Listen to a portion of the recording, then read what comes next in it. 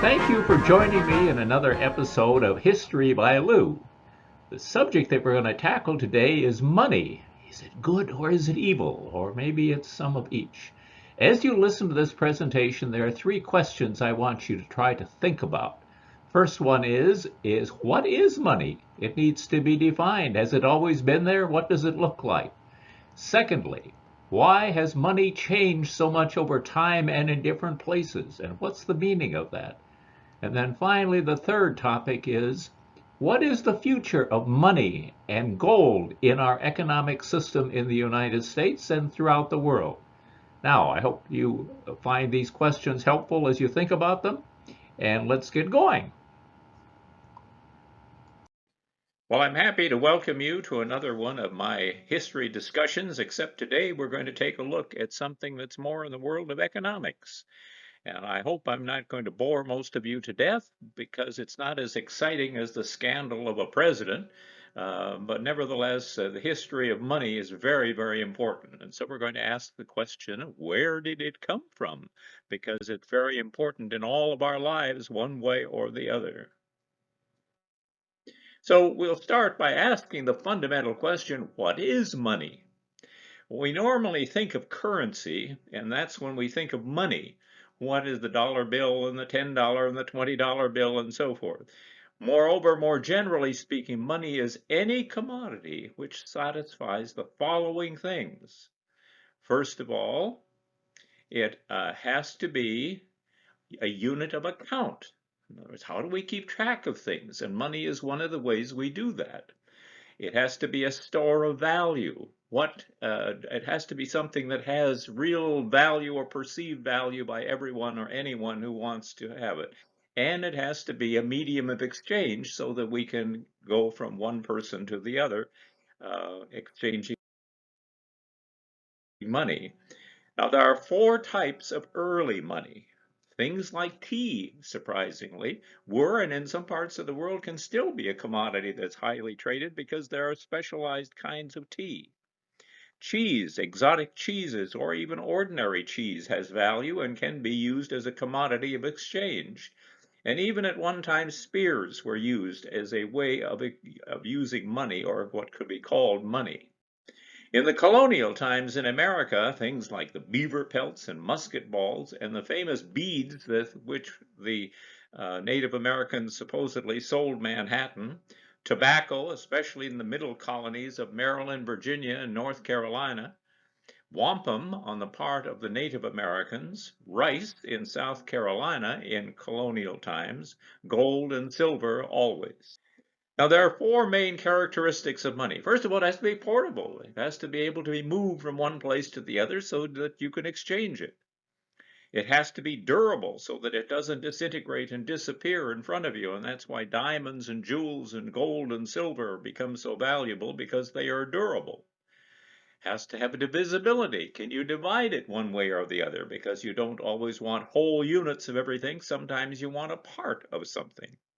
And limited availability, and that's why we attach so much importance to things like gold and silver and diamonds and other kinds of jewelry.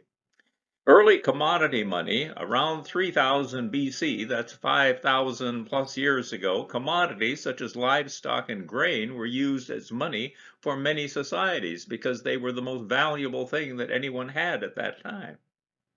The Chinese began to use cowries as money, these little shells.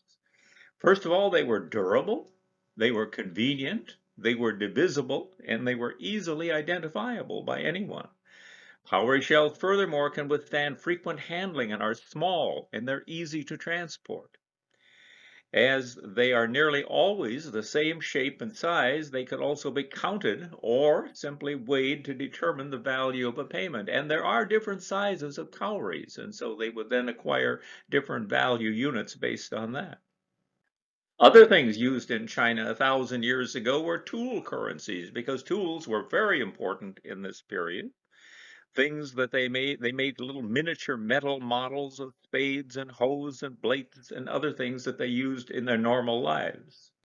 The first two coins that we can identify came to us about 561 BC.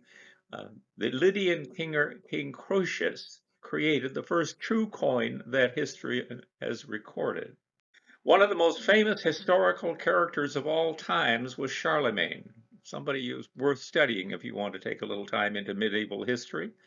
And he standardized coins and monetary activity all throughout Europe from his reign around 800 AD. Chinese first used copper, and the first coin that we know about is something called the Banlang Quan. The Banlang coins, which turned up and began to circulate in that whole country as soon as China was unified, and that was in the Qin dynasty, 221 BC to 206 BC. It didn't last very long. Later, due to a severe copper shortage, the Chinese began issuing paper currency, but it didn't take them too long to discover that if they printed a lot of it, they would have fueled inflation. And so we have the first recorded history of inflation taking place. Tally sticks. Ancient memory aids, they were a device used to record and document numbers, quantities, and various messages.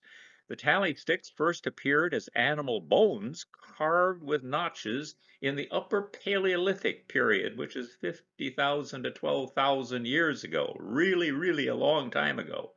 And of course, you understand that when we go BC, we are counting from the oldest number to the lesser number. There is a historical reference to tallies made by Pliny the Elder just after the birth of Christ, AD 23 to 79, about the best wood to use for tallies, and of course later mentioned by Marco Polo, who mentions the use of the tally in China. About 1100 AD, the British began to use tally sticks. King Henry used the first ones that we know of, at least around 1100 AD. And that practice was going to last in England for over 700 years. Tally sticks are interesting because they can be divided, and then if you are not sure if yours matches with somebody else's, the fact that they were divided, usually you can physically see the match between them. In the 1600s, the goldsmith notes are accepted as evidence of ability to pay in the United Kingdom. These notes marked the first use of banknotes in England. In the New World, Americas, the colony of Massachusetts was the first colony to issue paper money in the United States. The first US dollar is this thing, which is called a continental. The Revolutionary War, Congress needed money, and so they began to print these things called continentals. But they quickly printed way too many of them, and they became oversupplied and therefore worthless. It may have another kind of inflation. Tobacco and wampum were accepted forms of currency in colonial America. Wampum is a traditional shell bead of the eastern woodland tribes of Native Americans. It includes white shell beads and hand-fashioned from the North Atlantic channeled whelk shell with white and purple beads made from the quahog, or western North Atlantic hard-shelled clam. States passed laws allowing individuals to print paper currency, which was then backed with local banks with gold and silver deposits.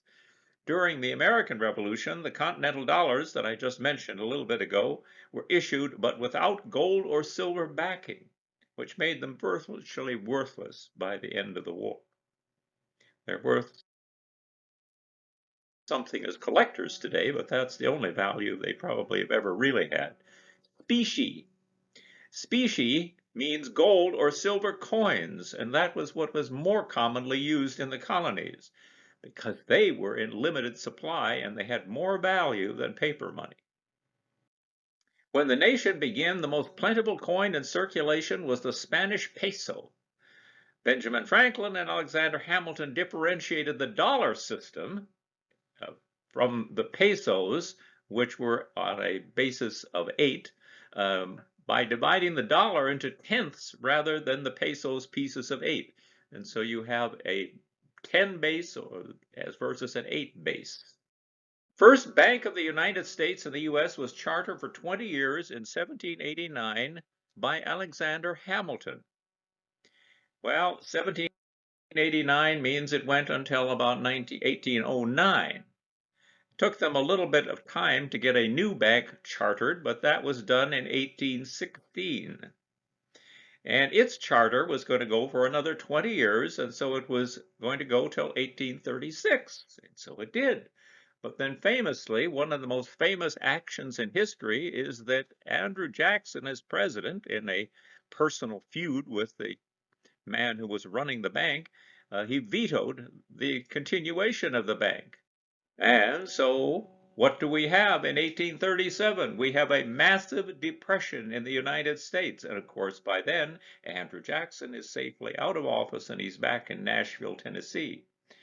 And we have a free banking period that exists from 1837 to 1866. And during this period, virtually anyone could open a bank and issue notes. And many did. By 1860, it's estimated that up to 8,000 different notes were in circulation with varying degrees of backing. An estimated 60% of the banknotes were counterfeit. Would be easy to counterfeit, but privately issued banknotes. By 1811, the nation had about 100 state banks, which had a charter from their state governments. People could exchange paper notes for gold or silver. Each bank had its own currency design, so hundreds of different notes were in circulation. Counterfeiting became a serious problem because some currencies did not have gold or silver backing. Some merchants were wary to accept all forms of money. Then comes the Civil War. Civil War, all wars are expensive. The Civil War was no exception. So the Congress at that time, to finance the Civil War, authorized in 1861 the printing of 60 million of demand notes. They had no silver or gold backing, but the government declared them legal tender. By 1862, Congress authorized a new federal currency.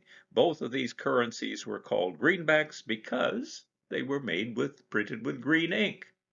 So these greenbacks, the federal government issued greenbacks which were declared legal tender. The government says they're legal, they are legal if you accept them. The greenback standard. In time, people feared that greenbacks had little value, and like continental dollars, they began to avoid them. Congress then created a national banking system of national banks which were privately owned but chartered by the federal government. These banks issued national banknotes backed by the United States government bonds. State banks then withdrew their notes. Gold and silver certificates. In an effort to increase precious metal reserves, the government began issuing gold and silver certificates in 1863. And you should hope that you own one of these because as a collector, they're worth a great deal today. Silver certificates continued to be issued until the 1960s, when the price of silver jumped to $1.29 per ounce. Here are pictures of them. In 1863, the federal government issued gold certificates backed by gold in large denominations for banks to use between other banks as exchange. In 1886, it issued silver certificates backed by silver, of course, in the same way. 1863, Lincoln signed the National Banking Act, which created a dual banking system. We had national banks chartered and supervised by the Office of the Comptroller of the Currency, the OCC, and it still exists today. They could issue national currency. State banks, controlled by the state regulatory agencies, which varied from state to state, restricted from issuing any national currency. Under the National Bank Act, notes were printed by the U.S. Treasury. National banks were required to purchase U.S. government bonds as banking for the notes. State banknotes were taxed at 10%, and because of that, they were soon driven out of circulation. Now, after the Civil War, there were 5 major currencies in use. There was the greenback that was still there. There were national currency notes. There were gold certificates. There were silver certificates. And there were treasury coin notes. Then around the 1890s especially, we have strong arguments about bimetallism, shifting monetary system. The U.S. abandoned bimetallism for a greenback system during the Civil War, then returned to a gold standard without silver at all in 1873. This angered the silver advocates who blamed it for stifling inflation and prosperity. The crime of 73 and the banning of 1893, the civil rights called the 1873 Act a crime and saw it as a culprit in the severe 1893 depression. They argued for silver to increase the money supply and generate economic growth. And a big gold versus silver debate. The monetary debate pitted silver's potential for inflation and increased cash against the gold's perceived stability and ability to restore prosperity. Both sides had strong arguments, making it a central political issue. William Jennings Bryan is most famously associated with this controversy. He was a free silver champion. Bryan and several political parties, the Democrats, the Populists, the Silver Republicans, promoted bimetallism and free silver to combat economic hardship, opposing the Republican Party's pro-gold standard stance. Cross of Gold speech and defeat that Bryan gave. His fiery Cross of Gold speech galvanized his supporters, but ultimately his presidential effort fell short. Gold Rush and McKinley's win. The discovery of an efficient gold extraction method increased the gold supply, which of course was good luck for McKinley, ironically mirroring Bryan's inflation argument. McKinley's campaign effectively linked Bryan's platform to economic woes, contributing to McKinley's victory. And of course, when I say the gold rush, we're talking about the gold rush in Alaska in the late 1890s. Here's a random thought I wanted to throw in today. When I was teaching, my students invariably would ask, Dr. Liu, how long should my essay be? How long do I need to write this thing?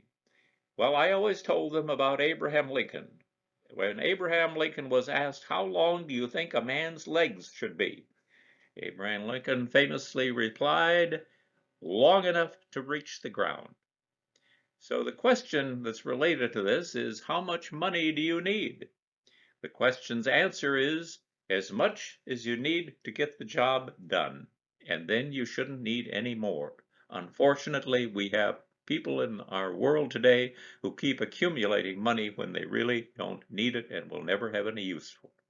So revising the bank system. The National Bank Act of 1863 strengthened the nation's financial system by creating a system of national banks. There were panics, though, actually there'd been one back in 1837. I already mentioned that. There was one in 1857, and there were panics in 1873, a panic or a depression in 1893, and then another one in 1907. And people threw up their hands and said, how are we going to stop this? In the panic of 1907, J.P. Morgan alone, who was the wealthiest man probably in the world at that point, he stepped in with his personal fortune to shore up the U.S. government, and he saved the United States. But people said, well, we can't depend, there will always be a J.P. Morgan, can we? And so by 1907, the National Banking Act needed further reforms as the nation experienced financial crises and recessions. So, the Federal Reserve System was created in 1913 with Woodrow Wilson as the president. The role of the Fed is to control the supply of currency as well as regulate the banking system. And on the whole, it has done a good job throughout these last over 110 years, 111 years now. The Federal Reserve System. The Congress responded to the call for reform with the Federal Reserve System, or the Fed, the nation's first true central bank, a bank that lends to other banks in need. The Fed was set up like a corporation, however, and any bank that joined the system had to purchase shares of stock in the system. As a result, privately owned banks own the Fed, not the government. The Fed, however, is publicly controlled. While it's not a government, technically totally a government function, the president appoints and Congress approves the Fed's board of governors.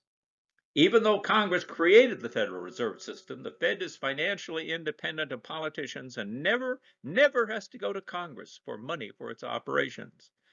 Actually, the Fed pays its expenses with the interest income it makes when the U.S. Treasury pays the interest on the federal debt. And oddly enough, if the Fed earns more interest income than it needs to cover its expenses, it is required to turn over any unspent income to the U.S. Treasury as a, in quotes, donation, close quote, towards the federal debt. Monetary standards. A monetary standard is the mechanism designed to keep the money supply portable, durable, divisible, and limited in supply. It helps to keep the money supply sound so that the economy functions smoothly. It's a very complex thing to do, but by and large, it has been done. The United States has had several monetary standards in its history. Gold was losing its favor worldwide as a monetary standard by the early 1900s. By 1914, World War I broke out, and the United States and other nations were cut off from international trade. During such tenuous wartime conditions, gold lost most of its monetary importance. Nations no longer trusted shipping gold as payments for international debt. It stayed in the individual nation's vaults instead of generating economic activity. A monetary standard keeps the money supply portable, durable, divisible, and limited in supply. The United States has had several. The continental currency after the Revolutionary War was worthless, so Americans only trusted coins. The United States Constitution gave the federal government the power to coin money and prevented the states from doing so. Private banks produced paper money. Banks fulfill two distinct needs. They provide a safe place for people to deposit their money, and they lend excess funds to individuals and businesses temporarily in need of cash. This can only happen if the nation has a strong banking system. The gold standard. In 1900, Congress passed the Gold Standard Act, making the basic unit, the dollar, equivalent to a specific amount of gold. It did not change the use of greenbacks or notes, but Americans could exchange them for gold whenever they wanted. The advantages of a gold standard are: 1, the security Americans felt about their money, and 2, it prevents the government from printing too much paper currency because in order to print money, it needs to have gold backing it. The gold standard. The disadvantages of a gold standard are that the gold stock may not grow fast enough to support a growing economy. I mean, they're only mining so much gold in the world, and it has to be produced or it has to be exchanged. People may decide to convert their paper to gold, draining the government's gold reserves. The price of gold will respond to the market and it may lose substantial value, and the political risk of failure exists. The gold standard remained in effect until the Great Depression. Gold Act of 1934, the Gold Reserve Act. In order to deal with the banking crisis, FDR ordered U.S. citizens, as well as the Fed, to surrender all gold coins, bullion, and certificates to the U.S. Treasury in 1934. The Gold Reserve Act of 1934, ownership of gold by U.S. citizens was illegal until the act was repealed in 1974. So now you can own gold in this country. We need to mention the inconvertible fiat money standard. The inconvertible fiat money standard. Fiat money is government-issued money that isn't backed by a physical commodity such as gold or silver. And so all of our money today are inconvertible fiat money, one way or the other, in whatever denomination you might have. Since 1934, the United States has been on an inconvertible fiat money standard. I say sort of because there still was an element of gold reinforcing it until 1971. The money supply of the United States is managed by the federal government. Tangible components consist of coins and Federal Reserve notes. The intangible components include traveler's checks and checking and savings accounts. Modern money must also be portable, durable, divisible, and limited in supply. Have to mention the Bretton Woods system. The international monetary system after World War II was dubbed the Bretton Woods system after a meeting of 44 major countries in Bretton Woods, New Hampshire in 1944. The countries agreed to keep their currencies fixed and adjustable except in exceptional situations to the dollar, and the dollar was fixed to gold. Since 1958, when the Bretton Woods system became operational, countries settled their international balances in dollars, and US dollars were convertible to gold at a fixed exchange rate of $35 per ounce. The United States had the responsibility of keeping the price of gold fixed and had to adjust the supply of dollars to maintain the confidence in gold's convertibility. Nixon closed the gold window. On August 15, 1971, Nixon closed the gold window and the US dollar ceased to be convertible into gold. This marks the beginning of the current anchorless system that we have today. I have to mention the Federal Deposit Insurance Corporation. Banks were overextended during the 1920s and many failed. Matter of fact, over 9,000 banks failed after the Great Depression hit in 1929. And I know, and somewhere in my files, I have records from two banks where my father lost all of the money he had on deposit. It wasn't a great amount of money, but for those times, it was a great difficulty he had to go through, and everyone did in the country. Banks did not have deposit insurance for their depositors, causing depositors rush on banks to withdraw funds. If you saw that the bank was in shaky condition, you would run to the bank and try to get your money out before the bank went bankrupt. As a result, many more banks failed. The Federal Deposit Insurance Corporation insured customers' deposits in the event of a bank failure. Credit unions. Birth of credit unions. They originated in Europe, reached the U.S. in 1908 as an alternative to predatory loan sharks and overlooked borrowers. There was a state-level adoption in the 1920s, culminating in the 1934 Federal Credit Union Act. Despite banking industry opposition, credit unions thrived, growing to over 6,400 by 1937 and exceeding 9,500 today with federal regulation by the NCUA. McFadden Act. 1927, the McFadden Act allowed national banks to branch within a state's limits to level the playing field with state-chartered banks. It prohibited interstate branch expansion for national banks. In 1994, the Regal-Neal Act repealed the McFadden's Act, and interstate branching restrictions now are gone, and they do go everywhere in the country. Savings and loans associations. Originally secured mortgages often fell on insurance companies with unfavorable terms for borrowers. Short-term loans with hefty balloon payments or interest-only options made the dream of owning a home elusive. In 1932, Congress established the Federal Home Loan Bank System, aiming at facilitating long-term amortized loans for home purchases. So, savings and loans. Affordable loans empowered the borrowers, offered convenient passbook accounts and certificates of deposit alongside longer-term mortgages. This gave borrowers more manageable options and paved the way for a generation of homeowners, which is beyond words that I could use to describe its importance. The impact of savings and loan associations on the American housing market is undeniable, it's massive, it's incredible, it's essential. Grip of the Depression. The world was gripped by the Great Depression with severe economic hardship. U.S. unemployment reached 25%, and the stock market plummeted by 36%. There were bank runs, people trying to get all of their money out of the bank and with low reserves and added financial turmoil. By 1933, the U.S. banking system was on the brink of collapse with 9,000 banks that had failed. The public demanded action, and Roosevelt responded with an incredible number of bills to do things in the first 100 days. Congress passed the New Deal legislation, including measures to stabilize the banking system.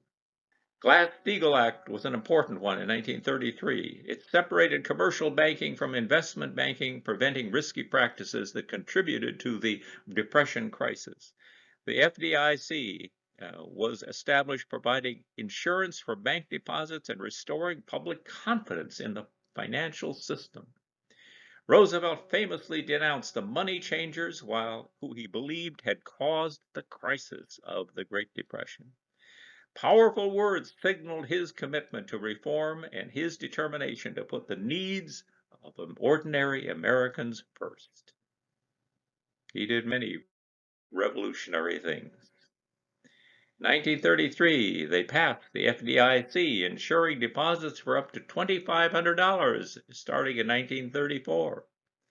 Established the FDIC as a temporary government corporation.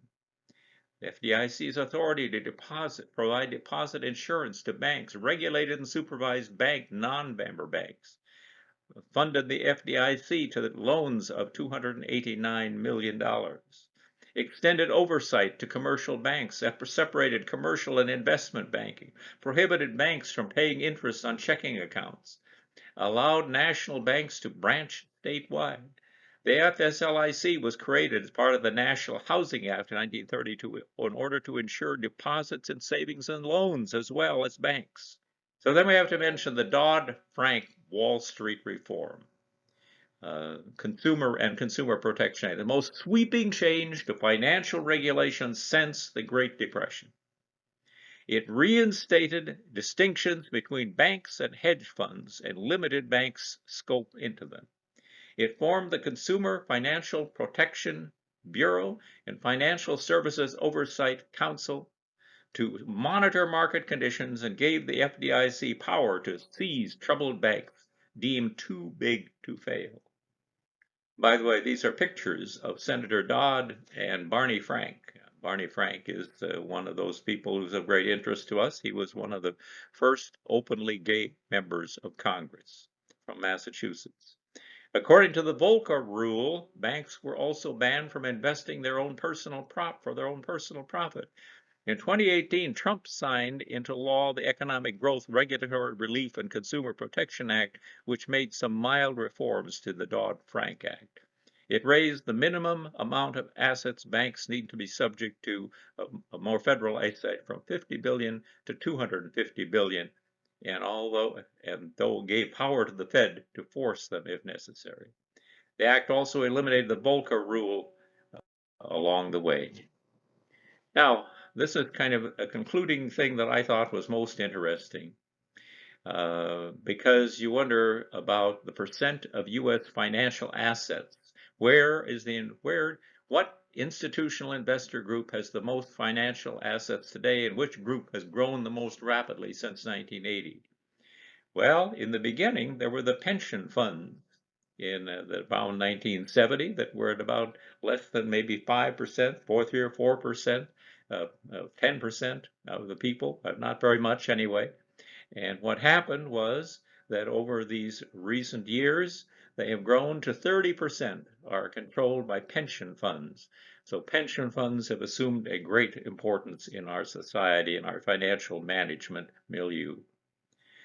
And so that becomes the end for today of a very complex subject. We're going to try to take a look at perhaps manifest destiny in a couple of weeks.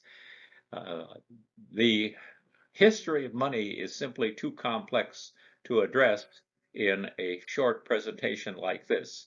But I hope this gives you at least a little bit of a basis for understanding those things that are making such a huge difference in your life. Anyway, thank you for being my attendant and interested audience, and I look forward to my next interaction with you. Have a wonderful January and February and March and all of 2024. Take care and thank you. When I started my presentation, I told you that I would really appreciate it if you would hit the subscribe and the like buttons down below, because that gives me an incentive to produce more programs just for you.